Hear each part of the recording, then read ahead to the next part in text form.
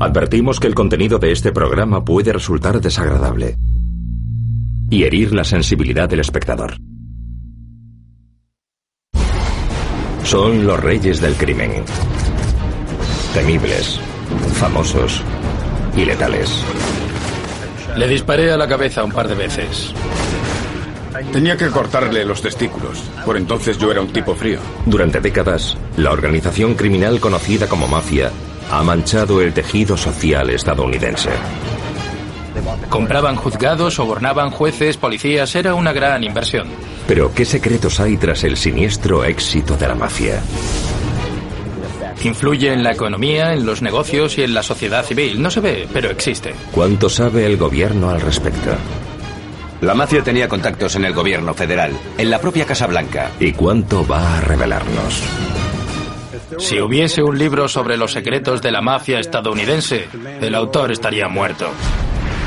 Hay quienes creen en la existencia de un libro. Un libro que contiene los secretos mejor guardados de los Estados Unidos de América. Un libro cuya existencia solo es conocida por unos cuantos elegidos. Pero si tal libro existe, ¿qué puede contener? ¿Historias secretas? ¿Tapaderas secretas? ¿Relaciones secretas? ¿Existe de verdad el libro de los secretos? El libro de los secretos. La mafia. Juramentos secretos. Ciudad de Nueva York, 20 de enero de 2011. El fiscal general Eric Holder anuncia que el Departamento de Justicia y el FBI han asestado uno de los mayores golpes contra la mafia, deteniendo a 127 supuestos miembros de la organización criminal. This is one of the largest single-day operations against the mafia, both in terms of the number of defendants arrested and charged and the scope of the criminal activity. La operación de 2011 permitió detener a soldados, asociados y capos de las 5 familias de Nueva York de un solo plumazo. Cada uno de ellos tenía una operación delictiva en marcha. Por ejemplo, uno se dedicaba a la extorsión en la construcción, otro a los préstamos ilegales, y los detuvieron a todos el mismo día. Esas actividades empresariales ilegales tenían lugar en unas 26 ciudades diferentes.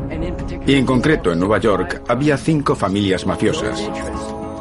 El FBI calculó que esos negocios generaron entre 50.000 y 90.000 millones de dólares en los pasados 60 o 75 años.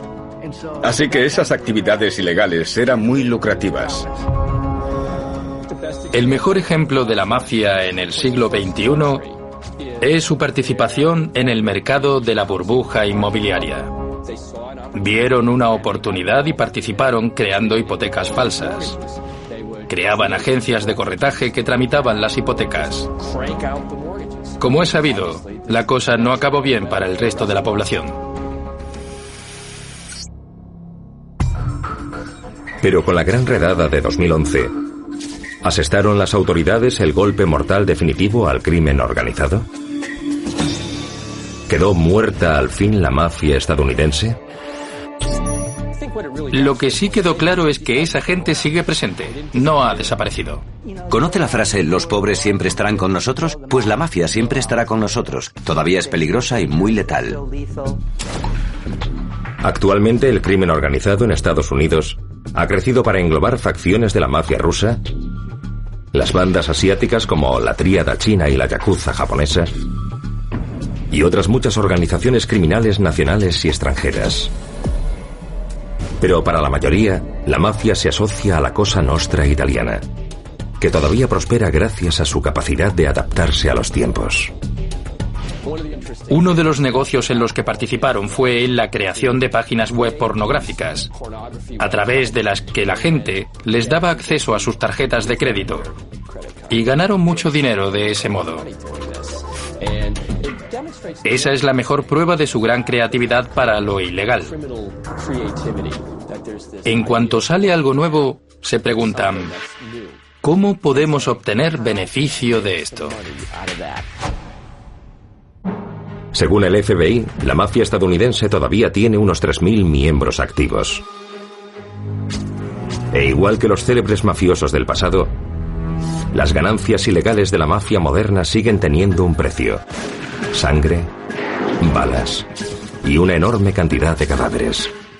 Mataban por el poder, por venganza. Mataban a todo el que fuera un chivato o a un tío que se acostara con la mujer de un miembro de la familia. Y te mataban si desobedecías a tu jefe. Originaria de Sicilia, la mafia italiana, término que traducido significa hombre valiente, se rige por un código secreto denominado omertà. Según el código de la omertà, un hombre de honor nunca habla. Un hombre de verdad no se refugia en la ley. No habla de sus compañeros. Soluciona sus problemas él mismo. Se creía que la omertà era inviolable. Haces el juramento de no revelar ninguna información. Y también te dicen en ese mismo momento que esa asociación está por encima de tu mujer, de tus hijos, de cualquier otra cosa y para el resto de tu vida. La idea era muy sencilla. Se trata de un grupo de delincuentes que se unen y acuerdan no perjudicarse entre sí, sino actuar de forma bastante organizada, para maximizar el dinero que se meten en el bolsillo robando todo lo que pueden. Éramos una sociedad secreta. No hablábamos de lo que hacíamos, aunque se podía intuir, pero no se hablaba de ello. Soy un producto de mi entorno. Me crié en un barrio donde no había más que delincuentes y miembros del sindicato, del outfit. Y no conocí otra cosa mejor. Mi padre también fue un delincuente, así que fue lo que mamé. En mi barrio, si te unías a la mafia, conseguías el respeto que buscabas, tenías las mujeres que querías y el barrio estaba plagado de miembros. Te ofrecen ese sentido del honor, la camaradería que todo chico desea. En mi barrio, si estabas en la mafia eras alguien. Me gustaba aquella vida, estaba dispuesto a morir por ella. En el apogeo de su poder en la década de los años 30, 40 y 50, se dice que la mafia era más extensa y poderosa que la General Motors y la industria del acero estadounidense juntas. Pero ¿cómo logró un grupo de gángsteres italianos controlar, corromper y comprometer a la policía y a importantes políticos durante décadas? ¿Cuál era el secreto de su fuerza e influencia? Tenían dos recursos, el secreto y la violencia. La violencia era el lubricante, el combustible, era lo que hacía que la mafia fuese eficaz. Una vez me ordenaron ir a Florida para darle un escarmiento a un tío que se acostaba con la mujer de alguien. Me dijeron que le rebanara los testículos, o por lo menos que lo hirieran ellos. Así que fui allí y cumplí la orden. Por entonces yo era bastante frío. Siempre hubo violencia en la mafia. No era por el placer de hacer daño, sino porque así se castigaba a los que desobedecían órdenes o eran delatores. Las Vegas, Nevada, octubre de 1979. El exasesino Frank Culotta recibe orden de Tony Spilotro, su jefe, de matar a un delincuente local llamado Jerry Lisner, que supuestamente era informador del FBI. Tony me dijo que quería muerto a aquel tío y le dije, no hay problema. Llamé a su puerta. Lisner abrió, le pregunté si había alguien en casa y dijo que no. Y al darse la vuelta para entrar, saqué una pistola y le disparé a la cabeza. Un par de veces. Lo perseguí por la casa disparándole, pero no conseguí matarlo. Me quedé sin balas y entonces empecé a estrangularlo. Pero se me rompió la cuerda. Entonces la puerta se abrió y vi a mi compañero, que traía más munición. Recargué la pistola y le vacié el cargador en la cara.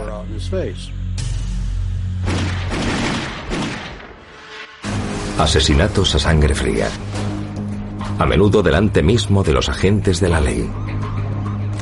Pero ¿cómo logró tanto poder la mafia estadounidense? ¿Y cómo lograban salir impunes de los asesinatos?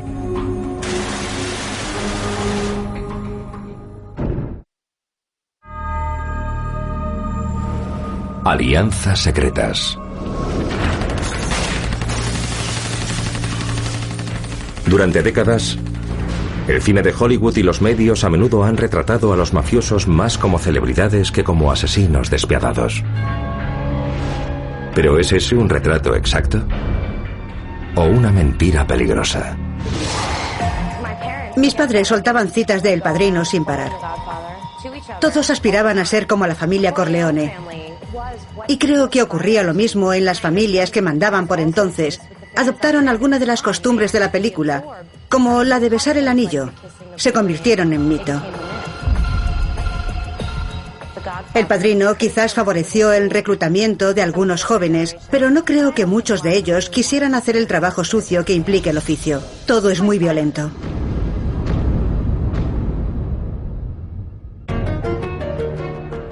El Padrino dio lugar a la imagen del gángster como antihéroe. Lo retrata como una especie de senadores italianos que toman decisiones hasta cierto punto justificadas porque los mafiosos solo matan a mafiosos.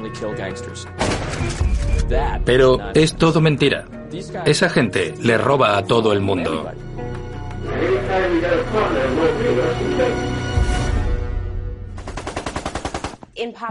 En el cine, cuando veo que le disparan a alguien o lo matan, no lo veo como algo veraz. La realidad es mucho más terrible. Mi padre estaba en la mafia. Fue a la cárcel por matar a una persona, pero había matado a más. En la vida real te afecta psicológicamente y eso no se ve en el cine. Cuando tratas con verdaderos mafiosos, acabas viendo que ese mundo no tiene nada de romántico.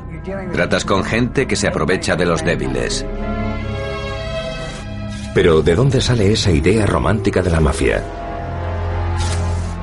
¿Es solo una interpretación errónea de la verdad? ¿O tiene algún origen secreto que quizás se remonta incluso al inicio de la mafia en Estados Unidos? A principios del siglo XX, cuando los emigrantes italianos llegan por millares a su patria de acogida, la mafia propaga sus métodos delictivos por la ciudad de Nueva York. Del pueblo siciliano de Corleone llega Giuseppe Morello, el viejo zorro, el primer don de la ciudad. Él y su banda montan un negocio de extorsión conocido como la Mano Negra. Si te deslizaban un papel por debajo de la puerta con una mano impresa, era de la Mano Negra y ya tenías problemas. Era una red de extorsión. Esos delincuentes se aprovechaban de sus propios paisanos. Los que se enfrentaban a la banda acababan en la fábrica de asesinatos de Morello, en la calle 108. Sus cadáveres los colgaban o quemaban, y luego los sacaban en barriles de madera. Era un siniestro ejemplo de lo que se avecinaba. El 16 de enero de 1919, la Constitución de los Estados Unidos se enmienda para incluir que la fabricación, venta y transporte de bebidas alcohólicas queda prohibida. Para la mafia, es el catalizador de lo que se convertirá en el mayor negocio ilegal de todos los tiempos: el contrabando de alcohol. La prohibición les dio la oportunidad de ganar millones de dólares. Cuando se promulga la ley seca, esos hombres acostumbrados a quebrantar la ley ven una estupenda oportunidad a su alcance. Pueden controlar ese negocio prohibido. Una de las mayores industrias, el comercio del alcohol, ahora es ilegal. El contrabando de alcohol permitió que el crimen organizado ganase de la noche a la mañana más de 100 millones de dólares. El que la mafia proporcionase ilegalmente algo que la mayoría de los estadounidenses creía que no debería haberse prohibido, solo aumentó su fama de Robin Hoods modernos. Por tanto, ¿qué más daba que también se dedicaran a los préstamos ilegales y a la prostitución? Mientras el alcohol fluyó, los estadounidenses adoraron a los contrabandistas. Y quizás el más querido de todos, al menos entre sus adeptos, era un matón de Brooklyn con la cara marcada, llamado Alfonso Capone.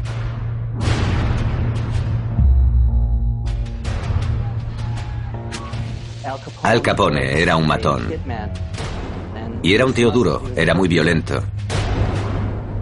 Y con el tiempo, acabó eclipsando a los jefes para los que trabajaba. A veces pegándoles un tiro. Siempre decía que se consigue más con una pistola y una sonrisa que con solo una sonrisa. A los 26 años, Al Capone tenía unos 1000 empleados. Entre ellos, irlandeses, polacos, griegos y judíos. Armados con un subfusil militar retirado, el Tommy Gun, Capone y su banda lucharon por el control de Chicago.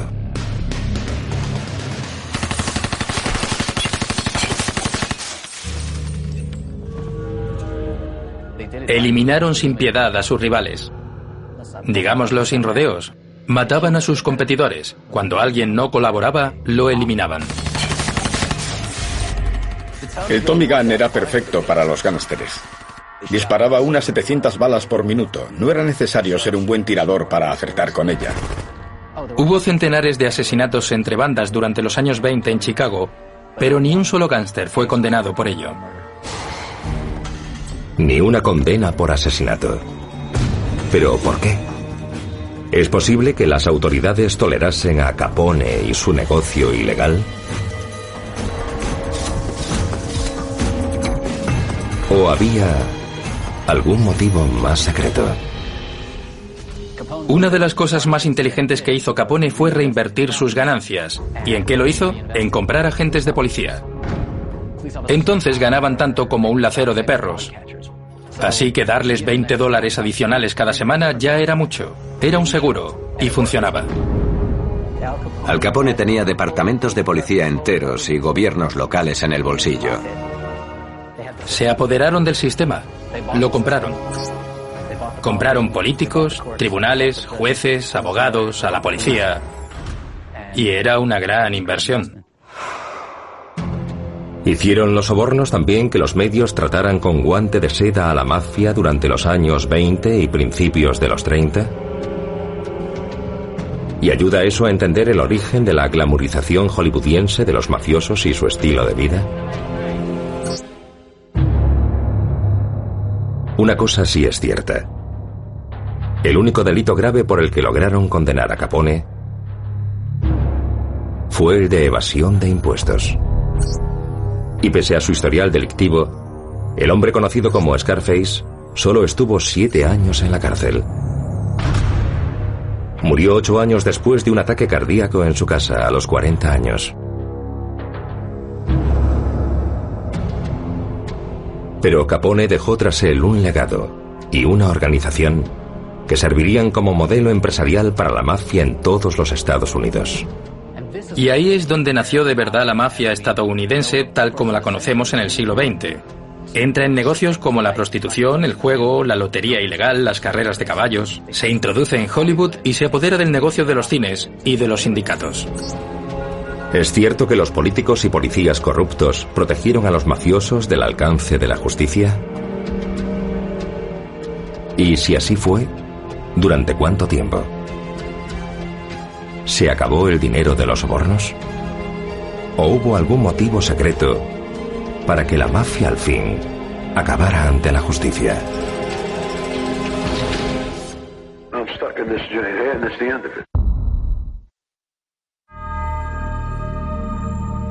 Las venganzas secretas.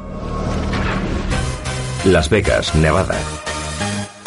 Hoy, los famosos hoteles y casinos de la ciudad atraen a unos 40 millones de visitantes al año y obtienen unos 9.000 millones de dólares de ganancias con el juego.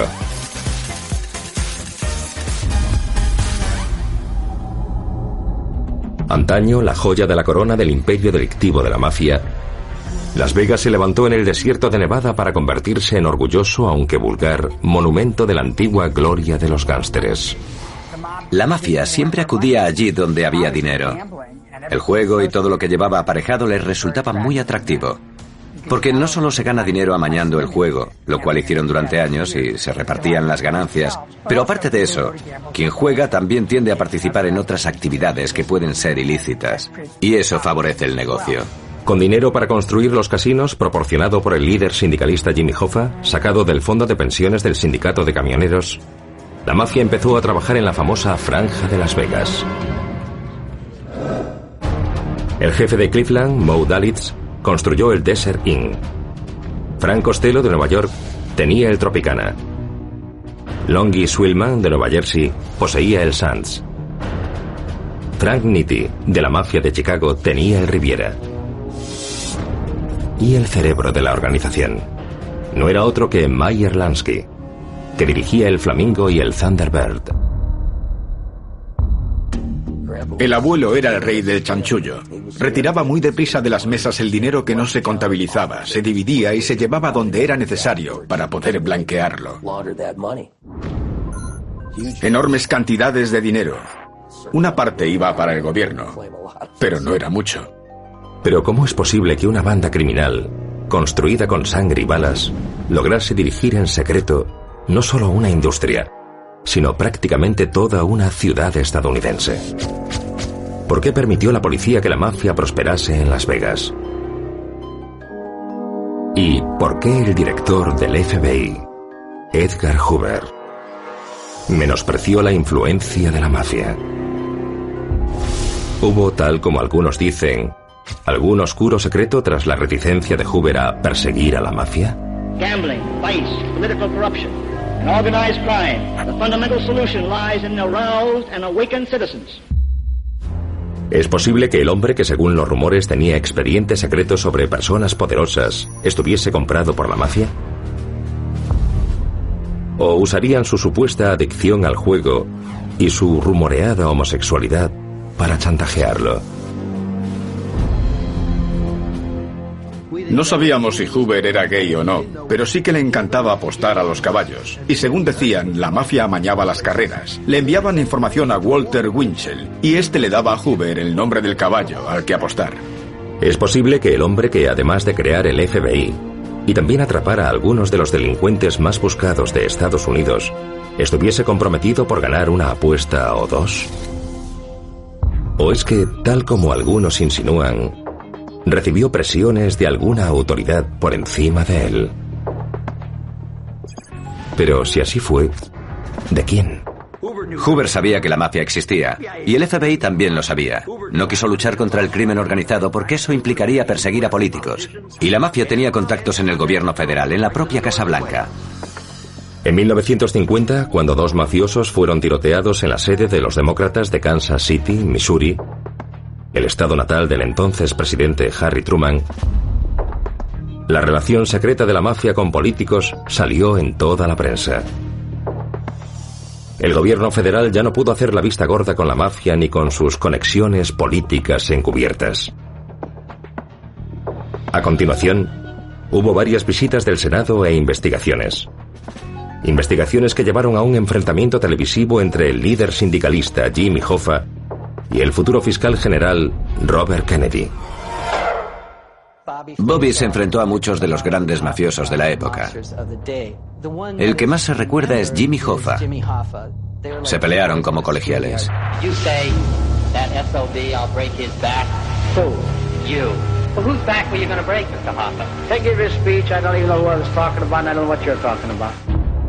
Se sostenían la mirada largo rato. Luego Hoffa acababa por pestañear. Y eso enfurecía a Bobby. Durante los descansos de la vista, tapaba el micrófono y maldecía a los mafiosos. Lo tomó como una cruzada personal. Cuando lo nombraron fiscal general, dirigió una campaña contra la mafia en Estados Unidos. Finalmente, en 1964, la campaña de Bobby Kennedy para atrapar a Hoffa terminó con Hoffa condenado y sentenciado a 8 años por sobornar a un jurado. Durante la investigación, Bobby también logró que al jefe mafioso de Nueva Orleans Carlos Marcelo, lo deportaran a Guatemala. Marcelo después volvió a los Estados Unidos y volvió lleno de odio contra Bobby Kennedy.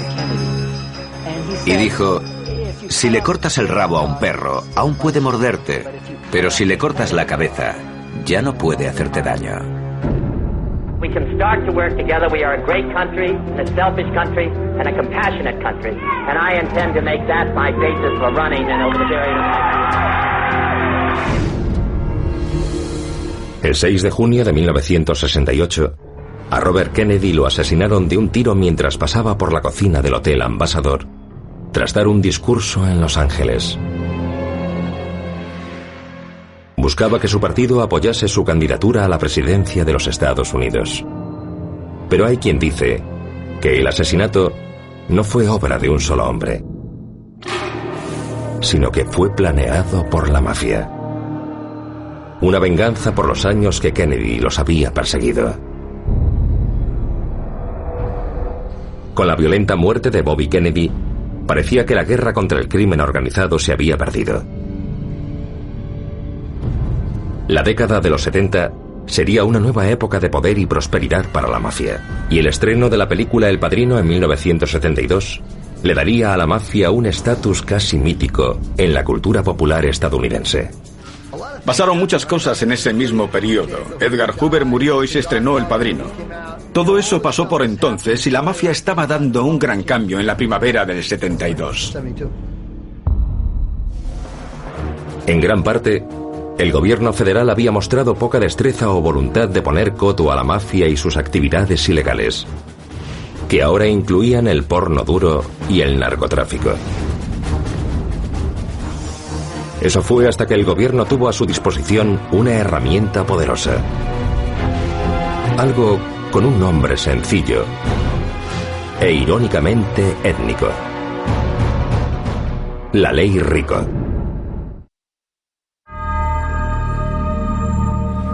El don de teflón. La ley contra las organizaciones corruptas o influidas por extorsionistas, conocida como Ley Rico, permitía por primera vez que el gobierno federal procesara a los hombres que ordenaban ejecutar los delitos de la mafia. A grandes rasgos, gracias a esa ley, si un jefe mafioso ordenaba un asesinato, aunque no lo cometiese él mismo, podía ser procesado. Y antes de la Ley Rico no era posible. Con la Ley Rico no tenías mucho que hacer. Podían detenerte por escupir en la acera y condenarte a 15 años por asociación delictiva. La ley llegó en el mejor momento, porque durante ese periodo la mafia estaba ganando más envergadura y aún más poder. ¿Pero había algún secreto para su éxito? La mafia empezó a dedicarse al control de los sindicatos. El ejemplo más obvio en Nueva York es el de la construcción. Fueron tras el mercado de pescado, tras el distrito de envasado de carne. Entonces fue cuando la mafia despegó. Y la idea era muy sencilla. Controlaban el sindicato y después podían ganar millones con él. El incesante éxito y crecimiento de los negocios de la mafia le abrieron la puerta al más famoso gángster de la era moderna, John Gotti. El reinado de John Gotti fue como la frontera entre la vieja escuela y el viejo mundo y la escuela moderna y el nuevo mundo. John Gotti era único porque tenía un pie en cada mundo. Creía en la omertad, en la muerte antes que el deshonor. Tenía atractivo, un aura. Era muy carismático. Sería capaz de venderles helados incluso a los esquimales. Era muy ingenioso y listo. Era un encantador de serpientes. Podía convencerte de cualquier cosa. Ciudad de Nueva York, 22 de mayo de 1973. John Gotti, acompañado por dos matones de la mafia Gambino, entraron en el Snoopy's Bar and Grill de Staten Island. Dentro estaba el mafioso irlandés James McBratney, que creían que había asesinado al sobrino del jefe mafioso Carlo Gambino. Gotti y los suyos entraron en el Snoopy's y lo mataron a tiros allí mismo. Todo cambió cuando mató a ese hombre. Entonces toda la mafia supo quién era John Gotti. Gotti fue arrestado y procesado por el asesinato de McBratney. Pero gracias a un hábil abogado de la mafia, Roy Cohn, conseguir que declarasen culpable a John Gotti resultó difícil. Llegó Roy Cohn y le dijo: te consigo un trato, no te preocupes. Cumplirás 2 años y asunto arreglado. John salió tras 2 años convertido en un héroe. Todos lo adoraban. Consiguió lo que quería, que era visibilidad y fama, y salió en la portada de la revista Time.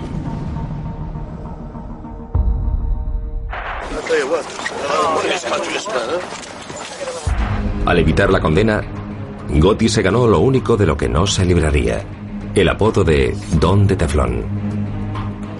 Pero la creciente fama y arrogancia de Gotti también atraerían la atención de un abogado italoamericano decidido a hacerse un nombre derrotando a la mafia: Rudolph Giuliani. This is a great day for law enforcement, but this is a bad day, probably the worst for the mafia. Y a su lado estaba otro abogado joven y hábil, destinado a llegar muy alto: Michael Chertoff. To these people that they cannot be above the law and that they will be brought to justice and they will be convicted. La idea de Giuliani era que si puedes ir tras una familia, puedes ir tras la junta directiva de todas las familias. Y eso era la comisión, en esencia el órgano regidor de la mafia. Así que si lograbas procesar a ese grupo, de un plumazo podías acabar con los líderes de 4 o 5 de las familias. Cuando arrestas a los miembros de bajo nivel de la mafia, la organización no sufre demasiado. Pero si arrestas a los altos jerarcas y los metes en la cárcel durante mucho tiempo, consigues desestabilizar la organización de la familia. Es como si le cortaras la cabeza. La ley Rico, junto con el permiso judicial para grabar las conversaciones de los sospechosos, al fin dio a los agentes de la ley las armas necesarias para acabar con la mafia. Pusimos escuchas en restaurantes, en clubes sociales. Una escucha se instaló en un automóvil Jaguar que usaba la familia Lucchese. Y además de eso, teníamos miles de fotografías y vídeos de vigilancia. En total, 11 jefes mafiosos fueron procesados y condenados en la causa contra la comisión. Pero por obra de John Gotti, uno de los grandes jefes no llegó al juicio. 16 de diciembre de 1985. 6 sicarios, todos vestidos con gabardina blanca, esperan delante del Sparks Steakhouse de Manhattan a que llegue el jefe mafioso Paul Castellano. Lo cogieron totalmente por sorpresa. Lo mataron en el Sparks y luego Gotti se convirtió en el jefe. John Carniglia, que era amigo mío, fue en realidad quien le disparó en la cabeza a Castellano. El audaz y sangriento acto de Gotti sellaría su destino. Ahora era el jefe indiscutible del crimen organizado en Nueva York. Y también pasó a estar más vigilado que nunca. Gotti empezó a dárselas de hombre de mundo. Se hizo muy visible. Y al hacerlo, llamó mucho la atención. Le oímos hablar de ello en una conversación.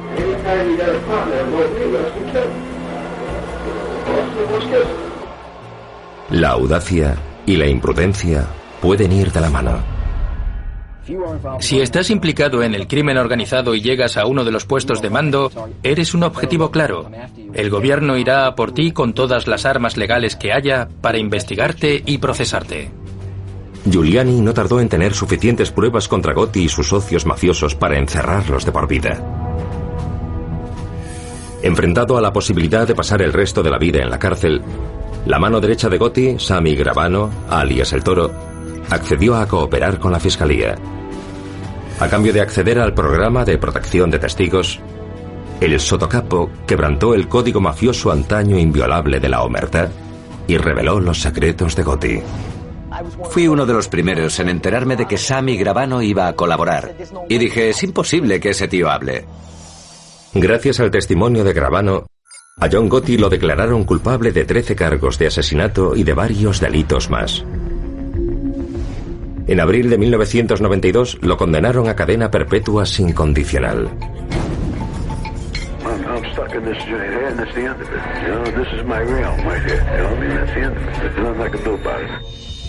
Murió en la cárcel 10 años después. la mafia recibió un golpe mortal del que muchos creyeron que nunca se recuperaría.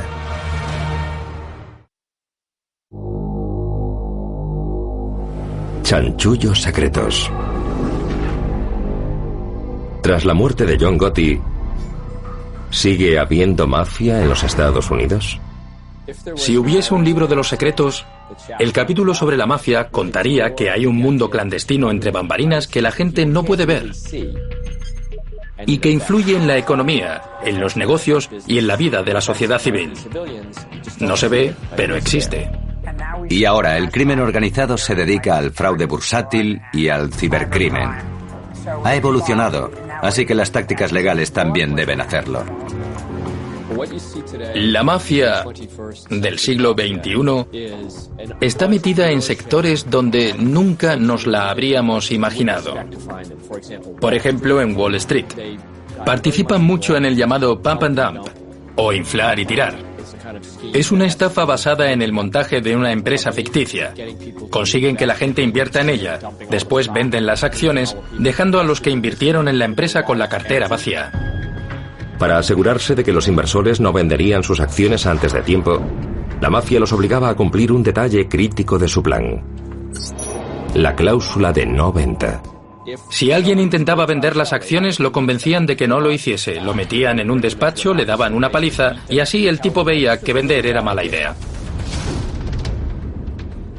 Los organizadores de la estafa eran poseedores de información privilegiada de Wall Street.